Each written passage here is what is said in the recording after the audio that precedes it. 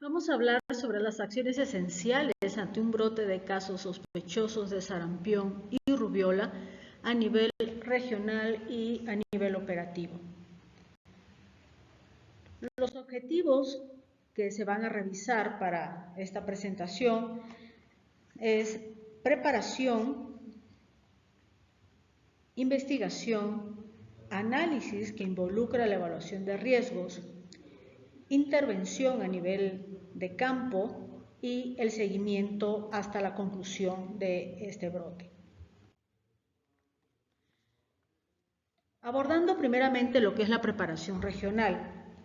En las regiones sanitarias se debe de conformar los equipos de respuesta rápida, conocidos también como ERRA, el cual debe de estar integrado por los principales interventores ante un caso probable o confirmado de sarampión o rubiola, con el propósito de contener la transmisión de estas enfermedades. Y bueno, debe de estar integrado por las autoridades regionales para la toma de decisiones de todo lo que se debe de realizar. Por epidemiología, quienes deberían de realizar de forma diaria el panorama epidemiológico y la revisión de los avances en cuanto al comportamiento de la enfermedad y de los casos. Por PASIA, básicamente por el componente de vacunación, presentando cuáles son las coberturas vacunales antes de iniciar con las acciones y durante el transcurso de las mismas. Por administración para la gestión de recursos, participación social para la difusión de la información en redes sociales, a través de las pláticas, etc. Por el personal o por el área, mejor dicho, de enfermería, quienes participan activamente en las actividades de vacunación, tanto en los centros de salud como a nivel comunitario. Y claro está, bueno, los hospitales que sean nuestros principales puntos de referencia de cada una de las regiones sanitarias para que ellos también establezcan las medidas necesarias para el abordaje de los casos y contención de la transmisión. Y claro está, según el área donde se presenten los casos, invitar a las autoridades de estas áreas o microrregiones de las que esté conformadas las regiones sanitarias. Como parte de esta preparación, el ERRA debe de contar con el antecedente epidemiológico, como es la presencia de casos en años anteriores, identificar silencios epidemiológicos, esto por no haber llevado una búsqueda intencionada de casos, y también el tener las coberturas de vacunación en el momento. En base a esto, entonces, plantear los objetivos para que aquellas deficiencias identificadas se conviertan entonces en fortalezas. Como punto número 3, establecer estrategias dirigidas y con actividades específicas a realizar por cada uno de los integrantes o de las áreas que conforman el equipo de respuesta rápida, basándose entonces en una evaluación de riesgos por municipio, por colonia o por localidad. Es importante mencionar que al realizar una priorización por riesgo, no quiere decir que el resto del área o el resto de la región sanitaria no lleve a cabo acciones. Al contrario, se debe identificar dónde se requiere más apoyo para poder reducir el riesgo de transmisión de la enfermedad. Y el resto, pues continuar con las actividades regulares. Respecto al entrenamiento de los que integran el equipo de respuesta rápida, se refiere a que deben de recibir todos una capacitación para entonces poder, con esto, establecer las estrategias de forma adecuada. Cada integrante deberá de tener identificado con qué recursos cuenta para que entonces administración realice las gestiones correspondientes ante los niveles correspondientes para la realización de la adquisición. El plan de análisis de un brote debe de ser integral, es decir, debe de haber un panorama epidemiológico, el cual debe de ser diario, este análisis, contar con coberturas de vacunación actuales, de preferencia que sean coberturas por grupo de edad, ¿sí? Y que no sean coberturas administrativas, es lo ideal. El conocer los riesgos que hay en torno a nuestros casos para la transmisión de la enfermedad en este lugar. Esto se debe presentar en una sala de situación y bajo sistemas de información ya establecidos, y esta sala de situación debe de ser un lugar accesible, debe de ser un lugar que tenga internet y todas las condiciones para poder tener estas reuniones de forma diaria y de forma permanente hasta la conclusión del brote. Diariamente se debe presentar reportes de las actividades realizadas, las medidas de control que se han estado implementando y estar también continuamente analizando por si hay que modificarlas o mejorarlas. Y esto debe ser presentado por cada una de las áreas para entonces que sea reevaluada la situación y realizar los planteamientos, como lo comentaba anteriormente, el replanteamiento de todas estas acciones. Y para esto se deben de estructurar entonces reportes fijos y automatizados para que sea mucho más rápido este análisis. La información a las comunidades es esencial, por lo que al conocer nuestra población se podrá bajar la misma de forma adecuada. ¿Esto qué quiere decir? El área de participación social o de quien se encargue de la difusión de la información, si tiene un pleno conocimiento de las características de la población, va a poder implementar estrategias adecuadas de difusión de tal forma que la población, valga la redundancia, pueda comprenderlo y sobre todo aplicar estas medidas preventivas. Establecer un cronograma y presupuesto para la ejecución de las actividades y, pues por último, la gestión del presupuesto es el conocer cuál es la línea para llevarlas a cabo.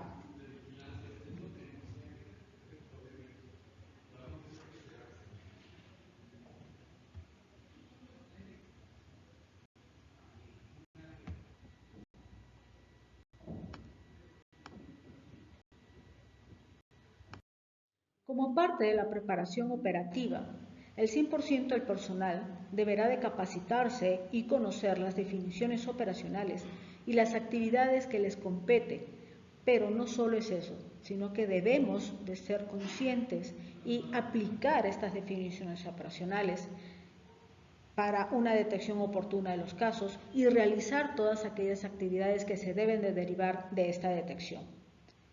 El 100% del personal deberá tener su esquema de vacunación con doble viral también actualizado. Revisar los insumos con los que cuentan, como son los tubos de tapa amarilla o tubos de tapa roja y los viales para poder realizar la toma oportuna de las muestras en nuestros pacientes y pues asegurarlo, ¿no? Para lo cual se debe de tener una red fría o se debe contar con una red fría para conservar estos viales y también conservar las muestras que se vayan a tomar. O en su defecto, el considerar la mejor estrategia para llevar a las unidades estos viales.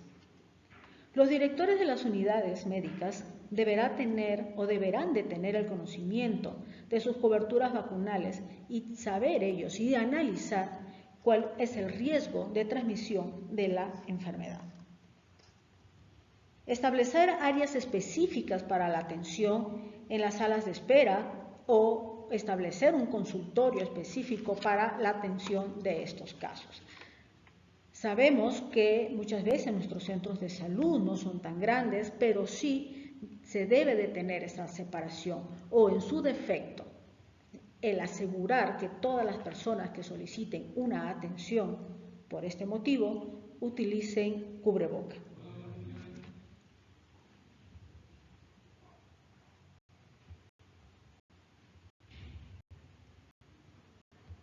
La investigación es parte fundamental para la identificación de la procedencia de los casos y para ello se tiene que llevar a cabo durante las primeras 48 horas. Esto es importantísimo.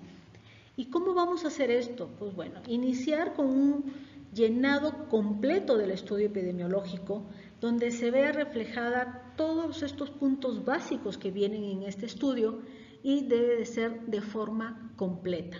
Pero aparte de esto, debemos de acostumbrarnos a hacer una investigación epidemiológica, una investigación un poquito más profunda, donde entonces nosotros tengamos que, o podamos, mejor dicho, tener información tal como si viajó, a dónde viajó, en qué fechas estuvo en estos lugares, de qué fecha, los contactos, las personas con las que tuvo o interactuó, el paciente, ¿sí? Y saber si estuvo en contacto con alguien que tuviera la misma sintomatología o si no salió de viaje, si recibieron visitas en casa de personas que tuvieran la misma sintomatología o que ahora conozcan o en ese momento conozcan si enfermó o no la persona.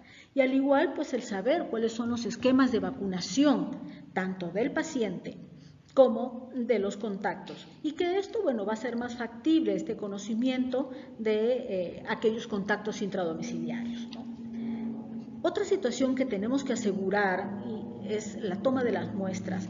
El que nosotros tengamos unas muestras nos sirve para poder saber que la genotipificación del virus y saber qué es lo que está circulando, saber esta procedencia inclusive, ya que al identificar el genotipo vamos a saber de dónde pudo haber venido porque se tiene el conocimiento de la circulación de los diferentes genotipos del virus en otras regiones del país o del mundo inclusive.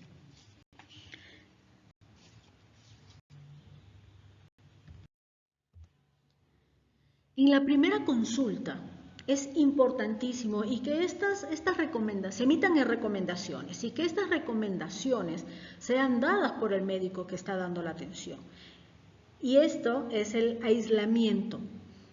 El comentarle a nuestros pacientes o a los tutores, en el caso de que sean niños, la importancia del aislamiento y que es un punto clave para poder cortar con la transmisión de la enfermedad. El que no tengan contacto con personas no vacunadas, que este dato lo vamos a saber un poquito más o a ciencia cierta, si los contactos son intradomiciliarios. Es un poco más difícil cuando no son del domicilio, pero es por eso el recalcar este aislamiento. Y claro está, bueno, el que no tengan contacto con mujeres embarazadas. El emitir las recomendaciones generales de higiene, el lavado de manos, que ya hemos tenido esta experiencia con la pandemia, sabemos que es sumamente efectiva esta medida preventiva y sí se realiza de forma adecuada. Y bueno, el lavado y desinfección de los utensilios, dar esta recomendación, el orientar a la población en cómo se debe de hacer el lavado de manos, el orientar cómo debe de ser este lavado y desinfección de los utensilios de nuestros pacientes. Y bueno, si en dado caso la persona que está teniendo la enfermedad aún así tiene que salir por alguna situación, dejarles muy claro y tratar de sensibilizar a la persona de que debe de usar mascarilla y mantenerse alejado de la población, no acudiendo a lugares públicos, no acudiendo a un lugar de concentración poblacional, como por ejemplo no ir a un mercado, no ir a un tianguis, no ir a un evento que se tenga pues donde vaya mucha población, ¿no?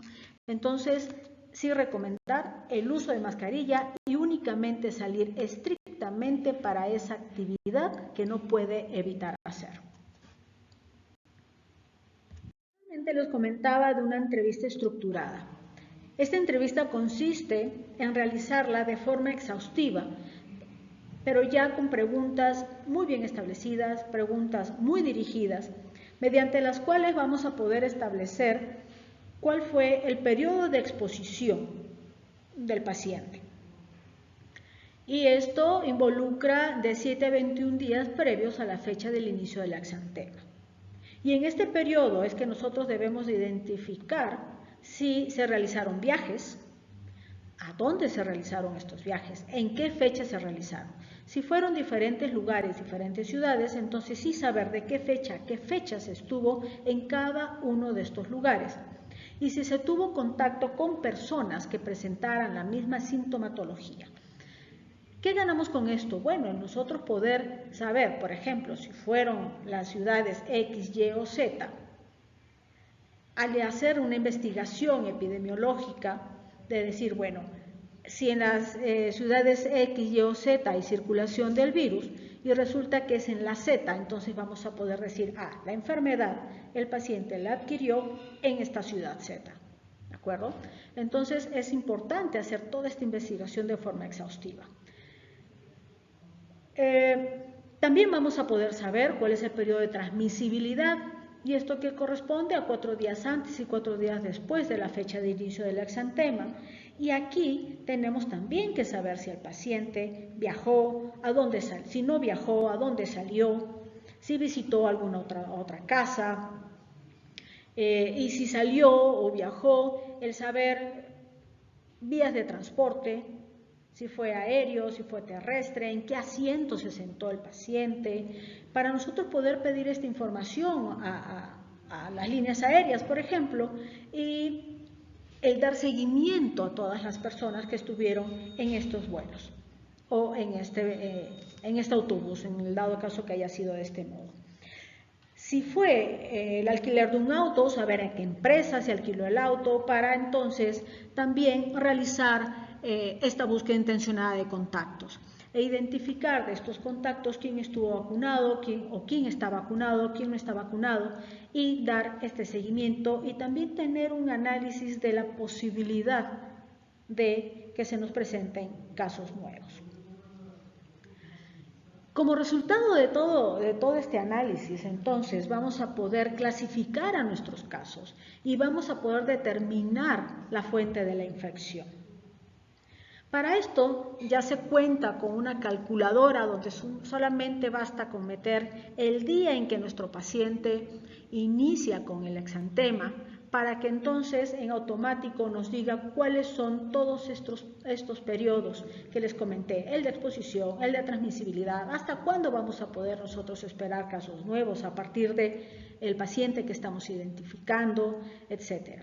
Pero es importante que sepamos cómo es que se realiza esto.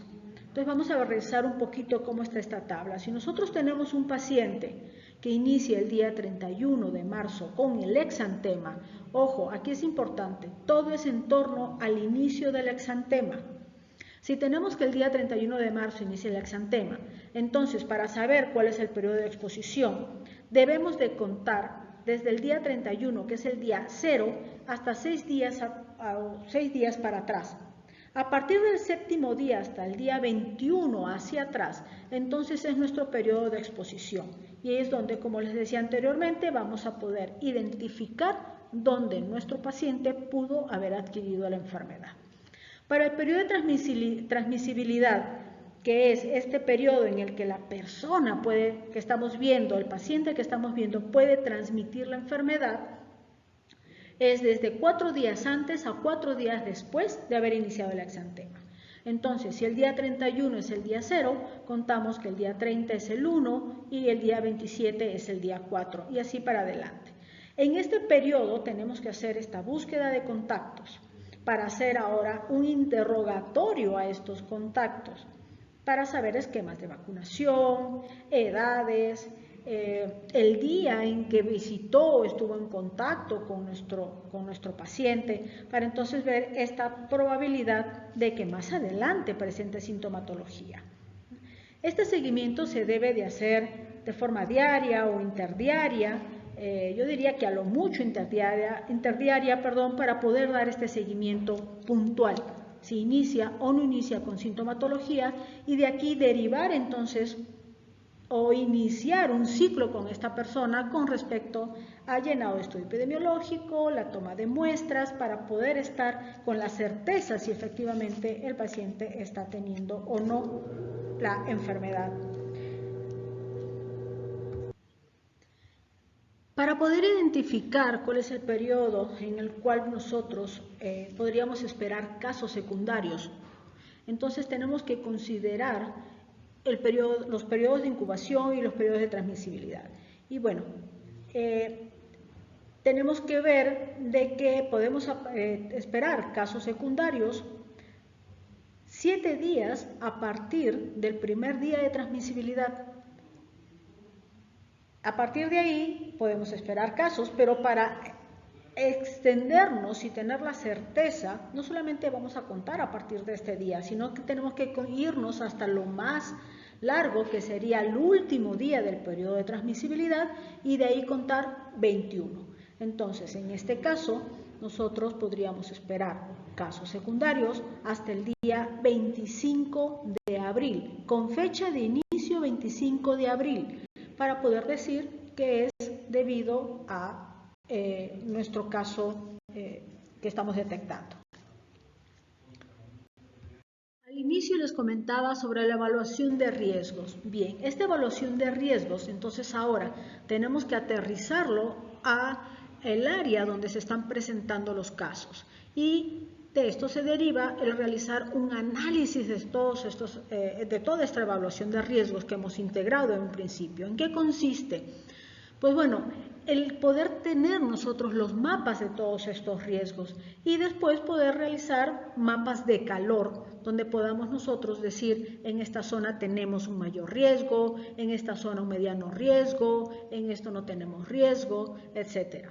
Bien, y para nosotros integrar este análisis tenemos que realizar el mapeo de todos los casos que se están presentando y cómo es que ya se están clasificando finalmente. Si el caso es confirmado, si es descartado, si seguimos como casos probables, etc. El contar con los esquemas o las coberturas de vacunación, como les decía, lo ideal es de que no sean coberturas administrativas, lo ideal es que sean coberturas reales, que podemos nosotros en su momento soportar o poder tener esta información derivado de las acciones del bloqueo vacunal. Identificar los puntos de concentración que se tienen en el área, por ejemplo, el decir si tenemos un estadio, si tenemos lugares donde se realizan eventos de conciertos, etcétera. El identificar dónde están ubicados estos tianguis, para nosotros poder decir, okay, ¿a qué tianguis te vas? ¿O a qué tianguis has salido? ¿Sí? Para entonces orientar estas acciones, sobre todo de vacunación, ¿no? Si hay alta marginación en la zona donde vive nuestro paciente, porque esto también puede derivar en que si hay contactos que viven en esta zona, pueda haber dificultad o que sean de difícil acceso a nuestros servicios de salud. Si hay población indígena, lo cual también es un factor importante y que puede dificultar el poder contener con esta transmisión, conociendo las características de nuestra población indígena. Y bueno, las escuelas, ¿no? El saber a dónde va nuestro paciente, a qué escuela va, si en el caso de ser un estudiante, y hacer esta búsqueda intencionada también en estas escuelas. Esta información, este análisis de evaluación de riesgo debe de ser aterrizada a nivel municipal, por microrregión, por colonia y por localidad. Debemos de tener muy claro esto, porque todo esto que les estoy comentando nos va a llevar a realizar una estrategia de vacunación. Así poder decir, bueno, vamos a establecer una estrategia de jornada de vacunación el día martes, por ejemplo, porque hay un tianguis que se establece en la zona de riesgo donde vive nuestro paciente. ¿De acuerdo? Este análisis debe de ser diario y al seno del ERRA, del equipo de respuesta rápida. Este análisis diario debe ser en coberturas de vacunación, tanto pre como post vacunales o post bloqueos, ¿sí? Y la caracterización del brote. ¿Cómo es que está evolucionando el brote? ¿Se nos están descartando los casos? ¿Hay nuevos casos? ¿Dónde se están distribuyendo? Ver en qué sexo tenemos más presencia de casos, los estados vacunales, etcétera. Debe de ser completo y de forma diaria y presentado por las áreas competentes, que es el área de vacunación y el área de epidemiología. Y en base a esto, entonces, establecer una búsqueda activa. Esta búsqueda activa puede ser a nivel comunitario, puede ser en los puntos de concentración, ¿sí? Y básicamente de campo. Tenemos la búsqueda institucional, que es a través de los centros de salud, a través de los hospitales, a través inclusive de los consultorios particulares o aquellos consultorios anexos a farmacia, y que, bueno, ahora la población acude mucho a estos consultorios anexos a farmacia. Entonces, se debe de establecer esta comunicación directa con estos lugares para poder tener esta notificación oportuna y como debe de ser, para poder ayudar a limitar la transmisión de la enfermedad. Y bueno, por último tenemos la búsqueda por laboratorio, quienes se encargan de documentar la presencia de otros casos, identificar dónde se están dando y poder tener la genotipificación, lo que les comentaba anteriormente, saber qué tipo de virus está circulando y poder identificar si viene de otro lugar, etcétera, ¿no? Ahora vamos a ver en qué consiste la intervención. Nosotros al tener un caso probable o un caso confirmado de sarampión o rubiola, entonces tenemos que ver dónde se encuentra geográficamente el domicilio del paciente y ver todos aquellos centros de salud que se encuentran alrededor del caso. Pero no solamente nuestros centros de salud, debemos de considerar los hospitales, debemos de considerar si tenemos clínicas del IMSS, etcétera, para entonces solicitar una red negativa diaria. ¿En qué consiste? Todos los días en un horario establecido por la región sanitaria, entonces se deberá de estar recibiendo esta notificación. Hay un formato para hacer esto, para poder llevar un control. Si ven algún paciente sospechoso, un paciente, mejor dicho, probable, ¿sí? Entonces deberá de estar ahí registrado. Y así epidemiología va a poder revisar aquellos casos que se están estudiando o que faltan de estudiar para poder tener todo el panorama integral y poder tener la realidad de lo que está sucediendo en la comunidad, ¿sí? Y sobre todo, pues a partir de aquí, el arrancar, si no fue notificado en el momento, sino hasta el día siguiente, arrancar con todas las actividades anteriormente planteadas. De aquí, entonces, al tener un caso probable o confirmado, tenemos que realizar un bloqueo vacunal. ¿En qué consiste? Es cubrir 25 manzanas a la redonda de donde vive el caso, realizando la complementación del esquema de vacunación. Aquí es algo muy importante lo que les voy a mencionar y que siempre debemos de recordar. No vacunar al caso. Si el caso no tenía su esquema de vacunación completo, no lo debemos de vacunar. Y si encontramos casos en este bloqueo vacunal o en el cerco epidemiológico, que bueno, aprovechamos el personal porque no contamos con este personal completo y aprovechamos a aquellos que están ya en campo, si encuentran algún caso sospechoso, debe de ser notificado a epidemiología para entonces verificar si efectivamente es un caso probable o no es un caso probable. Pero estos pacientes no deben de ser vacunados, independientemente del esquema. Si lo tienen completo, no se vacuna. Se tienen que esperar a que se determine si se trata de un caso probable o no.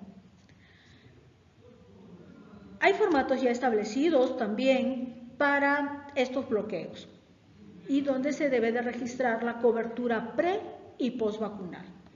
¿Esto para qué? Para nosotros saber cómo estamos encontrando a la comunidad, poder evaluar este riesgo. Si estamos en un 90%, encontramos a la comunidad con un 90% de cobertura con respecto, como es este caso de sarampión y rubiola, de estas vacunas, entonces podemos decir, bueno, es poca la probabilidad porque podemos tener de entre un 90 y 95%, podemos tener una cobertura de rebaño. Pero si encontramos una cobertura del 60, del 40%, entonces ya sabemos que hay una alta probabilidad de transmisión. Entonces, el saber esto, ¿no? Prevacunal y el postvacunal, ¿ok? Ya estamos dejando a nuestra población protegida. Entonces, estamos reduciendo la posibilidad de transmisión. El registro de todos estos casos sospechosos que se encuentren ¿sí? Y poder nosotros empezar a cotejar y empezar a llevar un control de qué casos ya tienen sus seguimientos como debe de ser, sus tomas de muestras, o si estos casos sospechosos se descartaron, o si se están considerando como casos probables para todo el seguimiento que se le tiene que dar en cuanto a toma de muestras, la investigación exhaustiva, etcétera. Bueno, como les decía, la notificación de estos a epidemiología y debe de ser de forma diaria. Al terminar la jornada de cada bloqueo o de cada cerco epidemiológico, debe de ser entregada la información. Realizar las visitas domiciliarias de todos estos casos sospechosos para determinar si son probables o no son probables, o si se trataba de una varicela, por ejemplo, ¿sí? O si era una dermatitis, etc. Bien, el seguimiento de los contactos. Estos contactos que se están identificando del caso que estamos ya teniendo como probable o como confirmado, debe de darse un seguimiento durante 30 días. ¿De acuerdo? Esto es importantísimo. No dejar de dar este seguimiento. Y bueno, la implementación de medidas de control que ya se hayan establecido en el equipo de respuesta rápida y que se deben de aterrizar al momento de intervenir estos casos. Otra parte de la intervención es la comunicación de riesgos y para esto se tiene que diseñar la mejor estrategia de comunicación. Esto con el pleno conocimiento de las características de nuestra población, si son indígenas, si son mestizos, de inclusive el acceso a la información que puedan tener, si tienen internet, si no tienen internet, si manejan un celular, etcétera, para ver la mejor forma de llegarles por los diferentes medios de comunicación. ¿Y cómo vamos a transmitir la información? ¿Con qué lenguaje lo vamos a transmitir? Si es a través de folletos, o de trípticos, entonces, ¿qué tipo de lenguaje vamos a utilizar? O si es en una plática, igual, el lenguaje, no solamente verbal, sino también el corporal, etc. La población, el resultado de esto es para que la población tenga la capacidad de reaccionar y de actuar adecuadamente frente a los riesgos que puedan amenazar su salud. Si nosotros logramos tener con una buena estrategia de comunicación el impacto, entonces vamos a tener como resultado el detener la transmisión, ya que la población va a poder o va a tener esta capacidad para protegerse contra algún daño a la salud. Y bueno, para nosotros transmitir información oficial es importante tener un solo portavoz. En nuestro caso, pues bueno, nuestro portavoz, por ejemplo, el secretario de salud, ¿sí? O quien él designe. Entonces, no cualquiera va a dar información. Esto debe de ser de alguien oficial y es a nivel nacional y a nivel estatal, inclusive. Entonces, no cualquiera puede dar información, ¿sí? Tiene que ser, insisto, a través de un portavoz oficial.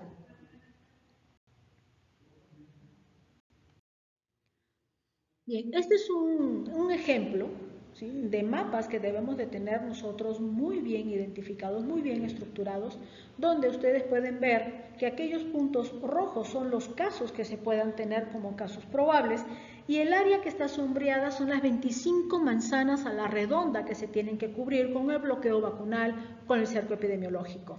Alrededor pueden ustedes observar los centros de salud más cercanos a estos casos que fueron o que son aquellos que yo tengo que dar como alerta para que hagan una notificación de la red negativa. A este mapa se debe de conjuntar también aquellas unidades que son externas a nuestra institución, como son los hospitales particulares, por ejemplo. Y a esto, el identificar, en este caso son los puntos amarillos, son aquellos tianguis que se tienen alrededor de los casos.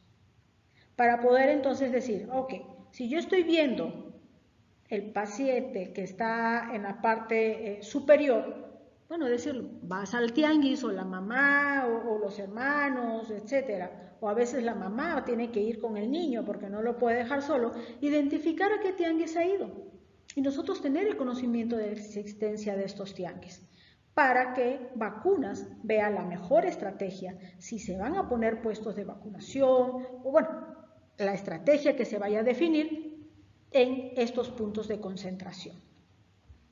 Y con esto, entonces, nosotros tenemos que identificar cuáles son las rutas o las vías de transporte que la persona puede utilizar. ¿Qué rutas de camión se utilizó? Si se fue en su auto, si se fueron caminando, etc. Y ya una vez teniendo toda esta información, entonces podemos realizar lo que les comentaba, los mapas de calor, en base a cuántos casos tengo, puntos de concentración, los accesos a los centros de salud. Y aquí, bueno, se tiene que conjuntar también la información de dónde tengo concentración de población indígena, cuál es el grado de marginación de estos lugares, etc. Esta es la forma ideal para poder trabajar y poder evaluar estos riesgos ante un caso probable o confirmado de sarampión.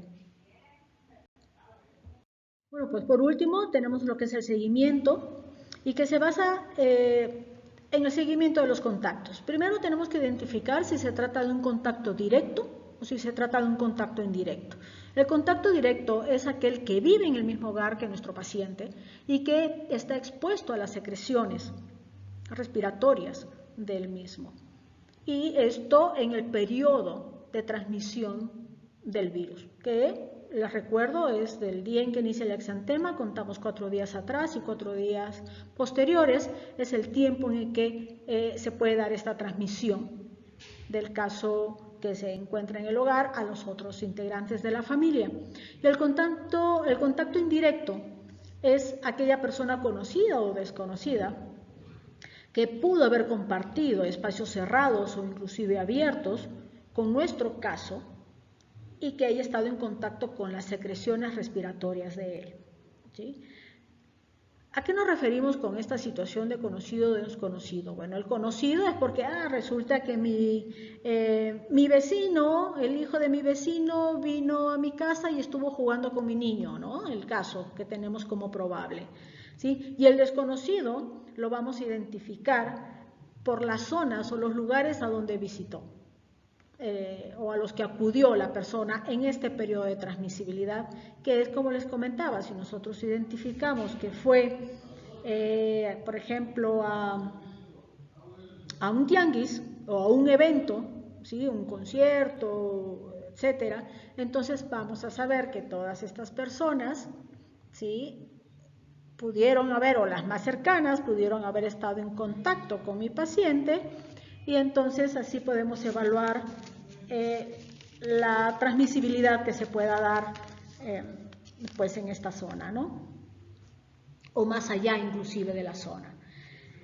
Abajo ustedes pueden ver esto cómo es que se vería en días, pensando que el día 0 es el inicio del exantema, ya tenemos establecido nuestro periodo de transmisibilidad, cuándo o hasta cuándo podemos nosotros encontrar por periodo de incubación casos nuevos, que sería hasta el día 26 posteriores al exantema, y nuestro seguimiento de contactos, que lo tenemos que hacer hasta 30 días después. Tenemos que realizar o se tienen que realizar informes diarios de cómo es que está evolucionando el brote y con toda la caracterización del brote. Esto hablando de las características de nuestros pacientes, cómo es que se están dando los casos, hacia dónde se están yendo, etcétera.